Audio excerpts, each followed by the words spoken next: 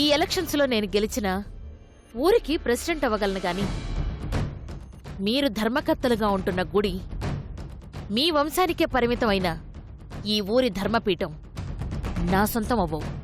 అందుకని ఈ ఎలక్షన్స్లో నేను గెలిస్తే ఆ రెండింటి మీద నాకు ఆధిపత్యం ఇవ్వాలి.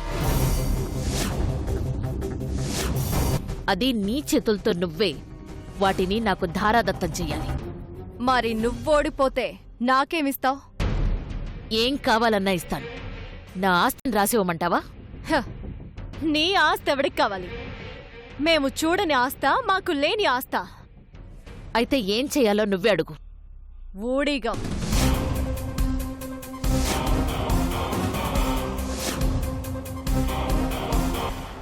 ఓ నెల రోజుల పాటు నువ్వు మా ఇంట్లో పని మనిషిగా చేయాలి.